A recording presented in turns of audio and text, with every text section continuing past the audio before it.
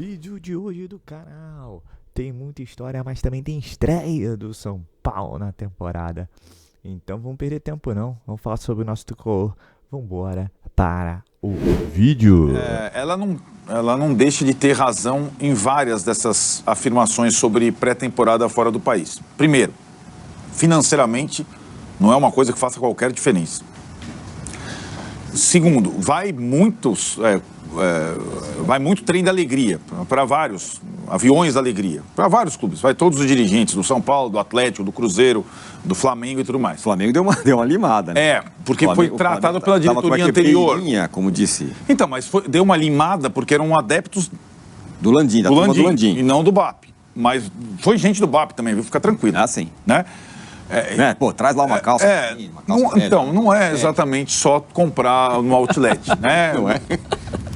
Não, isso não resume. Sim, agora, essa coisa, exposição de marca, troca, não sei o quê, relacionamento, tudo bem. Isso tem o valor, ainda mais para um homem de marketing, como o Casares tem o valor, tá? Mas não é isso que... Eu acho que a pré-temporada, ela tem que ser analisada se ela vale a pena esportivamente ou não. Financeiramente, ela não vale a pena. Certo. Ao contrário dos europeus, né? Quando vão pra China e tal, é aquela bala que eles ganham absurda. Exato. Quando fazem aqueles tours que eles fazem. E Vessone, né? A propósito disso, esses tipos de torneio, nessa época nos Estados Unidos, costumavam contar com europeus. Só que hoje não tem mais pausa no calendário europeu. Então ia time alemão, ia time holandês, porque a pausa de inverno. Hoje não tem mais. Os caras ficam uma semana. Na Inglaterra nunca param, mas em outros países ficam uma semana sem jogar. Então já não tem. Então os clubes brasileiros são atrações possíveis para esse tipo de torneio. E 4 fecharam. E aí eu acho o seguinte, no caso do São Paulo, eu acho interessante em alguns aspectos a pré-temporada. Juntar pela primeira vez um treinador, não é o Abel que está chegando de férias pela 5ª vez para comandar o time do Paulista. É a primeira pré-temporada do Zubeldia no comando do São Paulo, assim como é a do Diniz, assim como é a do Felipe Luiz, assim como é a do Cuca. Então ter ali... exclusivamente, diariamente, o grupo próximo, eu acho interessante nesse aspecto. Segundo, acho interessante também pelos adversários. Acho importante um mínimo termômetro no início da temporada, melhor do que jogar contra o time reserva do São Paulo, ou como no ano passado, quando o São Paulo jogava contra o São Bernardo B, Santo André B, e perdia jogador machucado, acho importante ter essa... Agora, aí os poréns. Clima, não chove, então dá para ter treino todo dia, lindo, o gramado é ótimo. Só que o frio continua frio pra caramba, a bola é completamente diferente da do Paulista, então os caras estão chutando uma bola que daqui a uma semana é outra coisa, né? Então, você vê o treino do Palmeiras ou do Corinthians, é com uma bola. O São Paulo está treinando com outra bola. Esses detalhes são muito importantes. E, sobretudo, em relação ao São Paulo, a divisão dos times. O fato de você jogar no dia 19 contra o Flamengo nos Estados Unidos e no dia 20 contra o Botafogo em Ribeirão Preto. Aqui tem os times do São Paulo, posso dar. O São Paulo agora eu entendi. O Zubeldia vai misturar os times. Time A e time B. Contra o Cruzeiro jogam os dois times. Meio tempo um time, meio tempo outro time. Depois ele vai definir qual time fica para jogar com o Flamengo, qual time joga contra o Botafogo. E são misturados. Luciano e Lucas num time, Oscar e Caleri no outro time. Pablo Maia e Alisson num time, Alan Franco e Juan no outro time. Ele vai mesclar, ele não vai ter um time titular, até por essa divisão que acontece. E acho que essa divisão vai provocar no São Paulo um efeito cascata lá na frente. O São Paulo já tinha acertado a sua pré-temporada antes da divulgação do calendário, conseguiu o adiamento de uma partida, né? Nessa semana seria contra a Inter de Limeira, mas vai ter que jogar contra a Inter de Limeira. E vai jogar naquela semana maravilhosa, que terá 4 partidas numa semana. Bragantino, Inter de Limeira, Velo Clube e Palmeiras. Nesta mesma semana tem show da Shakira. Waka Waka. Né? No Morumbi. Nessa mesma semana o São Paulo vai jogar as 2 partidas do Morumbi em Brasília. Então o São Paulo já tinha isso. Aí que tá. Se eu sou o comandante, olha, nós já não vamos poder jogar em São Paulo 2 datas. Vamos jogar em Brasília. Vamos para os Estados Unidos. A vantagem que eu tinha falado ontem, né, Vessone, era o São Paulo não ter viagens para visitante no Paulista longas, só do Botafogo. Como mandante, ele vai ter que ir para Brasília 2 jogos. E essa situação do campo do São Paulo é uma questão que ficou mais ou menos esse contrato assinado à la Palmeiras para shows vai ser uma coisa que vai afetar a temporada do São Paulo. O São Paulo não tem um carpete desgastado e sintético e nunca fez jogo lá com meio estádio, com palco, como o Palmeiras faz para ter a possibilidade de jogar várias vezes no seu... O São Paulo tem uma grama natural. E a grama natural, ela não resiste, meu velho. Não tem segredo. Não tem mistério. Ela não resiste. Eu acho que o São Paulino mais queria saber, né? Você acha que você deve alguma justificativa por esse passado? Te assombrou, de certa forma, né? Para você voltar para o São Paulo? E aí ele deu uma resposta que não é exatamente que muita gente gostaria de ouvir. Mas até na prévia, né, da coletiva, já foi falado abertamente que ele não ia pedir desculpa, ele não ia falar que ele entende um erro e tal. Ele entende que foi uma situação da anterior diretoria, né? Então ele entende que foi uma situação que, assim, não cabe nele falar. Ele era muito novo, eu nem era nascido, nem era assim, tinha consciência de jogo quando o Oscar jogou pelo São Paulo, então também não vivi esse passado, mas obviamente passado é história e você precisa sempre perguntar. Mas foi essa coletiva do Oscar por aqui. São Paulo treinou então na parte da manhã, né? Treinou 9h30 até as 11h30 no Complexo ESPN. Aí o Oscar foi agora apresentado na parte da tarde e aí eles vão treinar mais uma vez 4h30 horário local, 6h30 do Brasil, do Complexo ESPN, para aí sim fechar essa preparação para a temporada, para fechar exatamente aí, então a véspera do jogo contra o Cruzeiro. Esse último treinamento será fechado à imprensa, mas tende a ser Maia e Alisson no meio de campo, Lucas Moura como meia caindo pela direita, que não é ala, então é um meia que cai um pouco mais para a direita, Oscar como um meia que cai um pouco mais para a esquerda, não é ala, vale essa explicação, né, para o torcedor, porque ala tem uma outra função, tem outro papel, ele é um meia que na hora que abre um ataque, ele vai cair um pouco mais para a esquerda para tentar dar o passe para os alas e para os laterais, né, que vão estar jogando aí nesse time do São Paulo, Luciano e Calleri. Então seria uma dupla de ataque Luciano e Calleri e não ou joga Oscar ou joga Luciano, né? Seria uma formação diferente do Zubeldia, mas ele mesmo brincou, né? O Zubeldia até, esse é um ponto bacana, né, de se falar da pré-temporada. Ele tá conversando bastante com a imprensa no off ali, né? Ele tá conversando bastante com a imprensa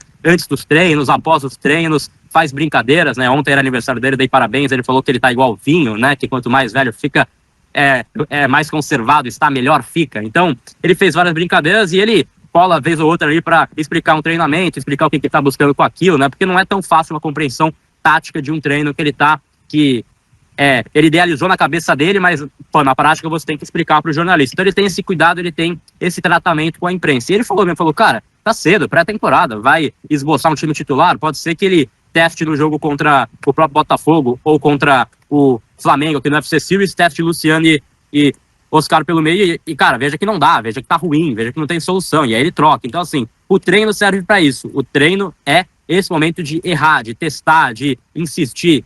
E, cara, acho que é um ponto também que a gente tem que falar, Senna, porque é o seguinte, o técnico do São Paulo, como é o Zubeldia, né, que ocupa esse cargo hoje, ele precisa pelo menos tentar encaixar aí as peças de maior expectativa. Então ele precisa tentar pelo menos encaixar Lucas, Luciano, Calleri e Oscar. Vai dar certo? Vai dar errado? Isso os jogos vão trazer, mas ele precisa tentar, tem que tentar essa variação tática, isso ele tá fazendo, ele tá tentando, e bora ver em campo o resultado amanhã, o bicho pega por aqui, viu, Sérgio?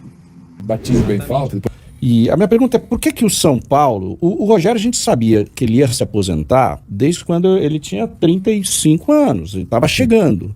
Por que o São Paulo não conseguiu criar, agora você que está trabalhando com a base do São Paulo, lá preparando os goleiros, o que foi que aconteceu que o São Paulo não conseguiu criar ali sucessores para o Rogério dentro de casa? Bom, assim, o Rogério ficou quase 23 anos, né, por aí, né? Não sei se chega a ser tudo isso. Eu acho que o São Paulo tinha que ter, nesse período, um goleiro de 30, um goleiro de 27, um goleiro de 25, né, que são os 4, e ali um de 20 surgindo, com certeza. Isso era para independente de estar jogando ou não. Mas se você pegar no mercado hoje, o Everson, do Atlético Mineiro, era do São Paulo, no período que o Rogério estava aqui. Quer dizer, ele foi aparecer com 30 e poucos anos, que foi para o Atlético, né? Que eu acho que foi o argentino que levou para o Santos, depois o São Paulo, né, que jogava bem com os pés e tal, e é um goleiro titular do Atlético, né? Tem o Rafael, não sei se é o Rafael Cabral, não, o Rafael que estava no Cruzeiro. Rafael Cabral, também passou pelo São Paulo. O Ederson do Manchester City. O Ederson saiu do São Paulo com 15 anos de idade, foi uma coisa assim... Estava começando, ninguém imagina que com 15 anos, né, ia virar o goleiro mais caro do mundo, talvez, né? E assim, teve atletas nesse período que se formaram no São Paulo, mas não iam jogar, né? Quer dizer, quando começou de 20 anos para subir, o São Paulo sempre comprou goleiros, né? Sempre contratou goleiros formados. O Rogério é uma exceção, Isso. né? Na história do São Paulo. Né? O Rogério não é formado também no São Paulo. mas Ele jogou assim, muito tempo na base, mas ele veio de Sinop, né, tudo, e com uma idade deu sequência no São Paulo. Tanto é que o presidente Júlio, quando me levou para o São Paulo, ele falou assim, São Paulo na história não tem um goleiro formado né, na base do São Paulo que foi para a seleção, ou que foi para uma Copa do Mundo. E talvez essa seja a minha missão, né? Não sei até quando vai. Eu estou feliz porque tem 3 hoje, tem 3 goleiros lá, que é o Young, né? O Young, o Leandro e o Preis, né? São os 3 que estão lá, junto com o Jandrei e o Rafael, né? No profissional. Então acho que nesse período faltou talvez essa determinação, né? Talvez um projeto, alguém falar, não, nós vamos revelar aqui, vamos jogar, nem que seja reserva do Rogério, mas ninguém queria. A comissão que foi para o Japão ser campeã mundial, tirando os jogadores, é claro, e cartolas, eram com 6 pessoas. 6. Tele e mais 5. Era assim que se fazia futebol naquela época, assim o São Paulo foi campeão. Foi isso. Aliás, que delícia lembrar disso, né? É óbvio que foi enxuto, a gente talvez pudesse ir com um pouco mais de comissão técnica, de membros, aliás, a gente tinha caras com uma capacidade enorme, né? Tanto na fisiologia, na preparação física, na área médica, enfim, em todas as áreas. Mas o futebol era mais enxuto. Foram 18 jogadores que viajaram e 2 cortados para o jogo, porque eram 16, né? Eram 5 só no banco, né? E eram 6 membros de comissão técnica, né? O Tele, posso nomear? Claro, pode, por favor. O Tele, o grande mestre, né? Que foi sem auxiliar. Sem auxiliar, imagina, hoje a equipe do Rio de Janeiro tem uns 30 auxiliares. Cada dia quando ele é expulso, aparece lá, né? E ele era bem auxiliado tanto pelo Moraci Santana, que era o preparador físico, como o Valdir Joaquim de Moraes, o mestre Valdir Joaquim de Moraes, que era um braço direito também dele ali na área técnica, não só com os goleiros. Então a gente tinha esses 3 aí, tínhamos o médico, o Dr. Marco Antônio Bezerra, tínhamos o roupeiro, né? Nosso mordomo, que era o Araújo, e seu Hélio Santos, como massagista. E a gente ficou uma semana treinando quase lá ainda, né? Você imagina todo esse staff aí comandando treinos e ainda indo pro principal jogo da história do São Paulo até então, que era o primeiro Mundial. Sensacional. Pra quem não conhece o Hélio Santos, você pega qualquer pôster dos anos 80 ali, o time campeão de 86 e tal. Tá lá, a galera toda tem lá o massagista. Os Pousados e o Hélio Santos. É sempre ali. Era tradição massagista, né? Pousar com o especialista de tornozelo, você sabia? É mesmo? Mesmo? Não tinha tornozelo torcido. Ninguém botava a mão em tornozelo de atleta na era Tele que não fosse seu Hélio Santos. Tá brincando, é mesmo? Era o cara que era o especialista. A gente sofria um pouquinho com ele lá, mas ele era o cara que botava todo mundo em campo. Não, o Valdinho não. O Marcos estava falando aqui com a galera também, respondendo umas perguntas antes no Instagram, e ele lembrou da estreia dele, nesse mesmo ano, né? Só que antes. Também contra o time espanhol, não foi? Conta pra gente. Contra quem foi? Como é que foi a sua estreia no São Paulo? Que privilégio, né? Então, um jovem de 22 anos, né? Esperando uma oportunidade. Um garoto que não tinha nem barba na cara ainda, né? Nascendo os primeiros... Eu tinha isso, né? De ser tão jovem. Isso também me fazia ter dificuldades com aquela história assim. Pô, o Zé te joga, mas esse menino no banco, né? Goleiro muito novo, carinha de novinho e tal, né? E isso até me levou depois, em 93, a pedir um empréstimo para poder jogar e começar a mostrar um pouco mais dessa responsabilidade, né?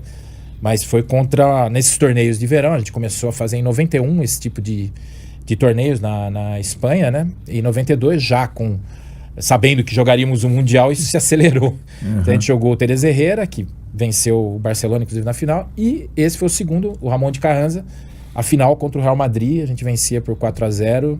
Eu entrei nos 15 últimos minutos para emoção total, né? De um garoto São Paulino poder estrear oficialmente pela equipe principal num ano tão bacana pra gente, tão memorável, né?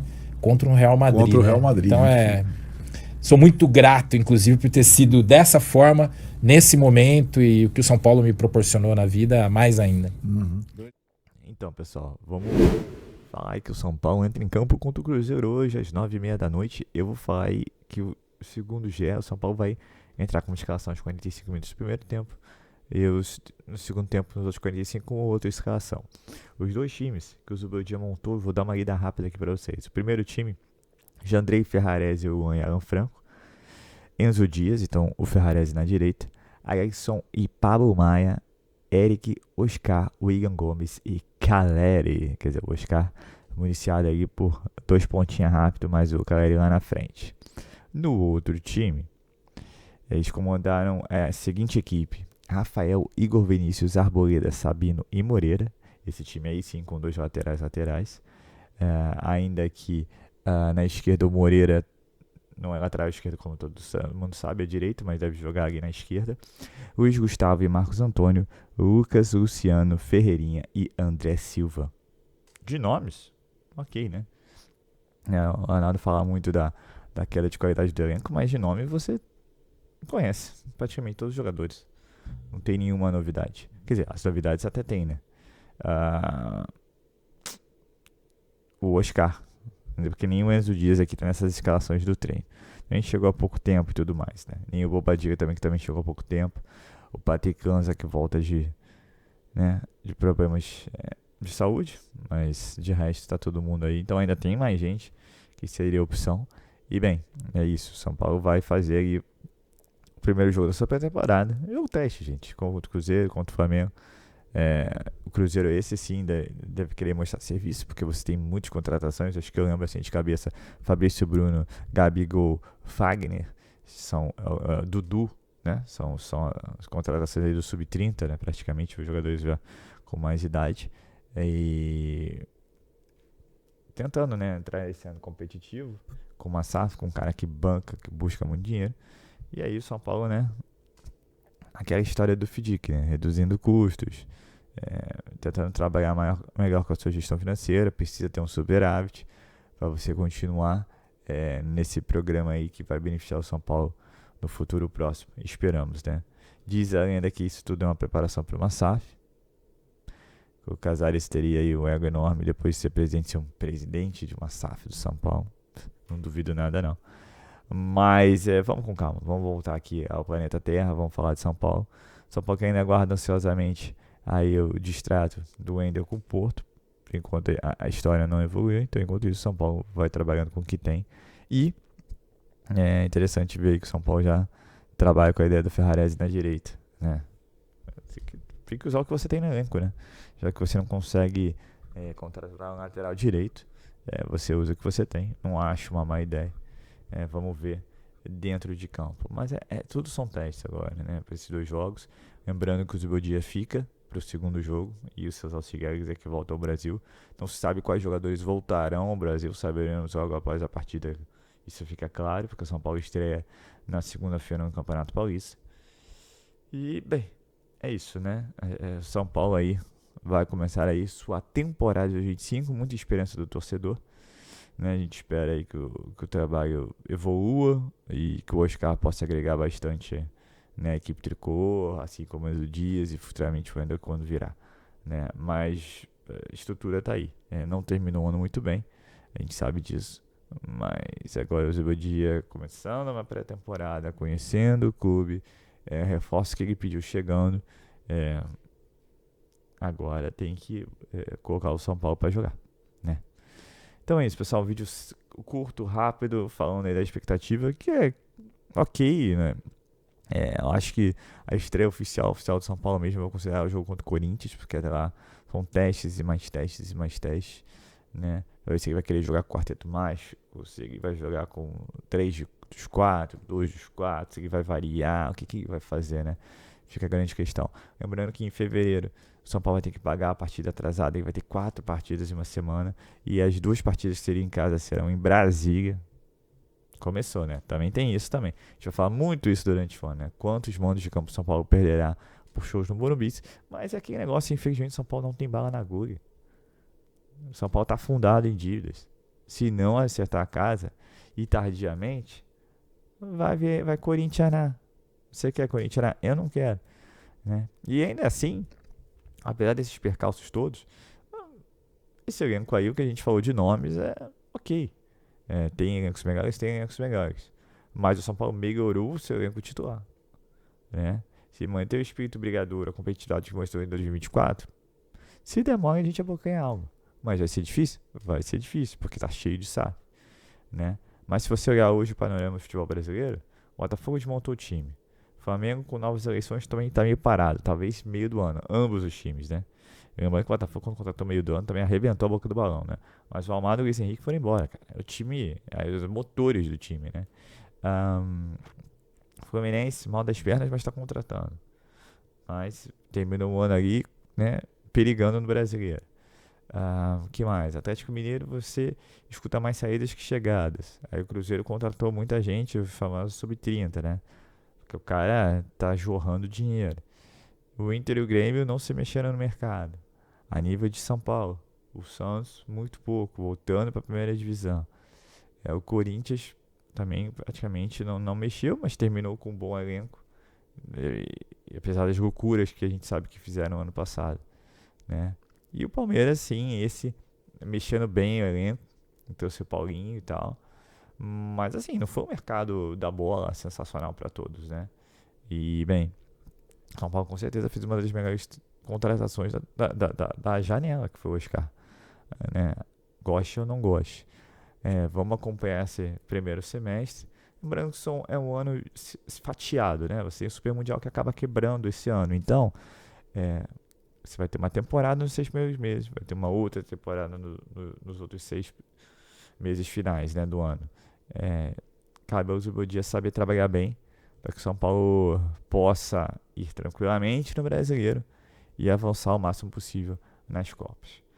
Então é isso, pessoal. Eu sou Marcelo Mazorra, do canal Mazorra SPFC. E você quer ficar ligado nas últimas, nas notícias, nas novidades do São Paulo Futebol Clube, não deixe de se inscrever no canal, ativar o sininho para notificações. Se puder nesse vídeo, como eu sempre peço, deixa aquele likezão, tá ok?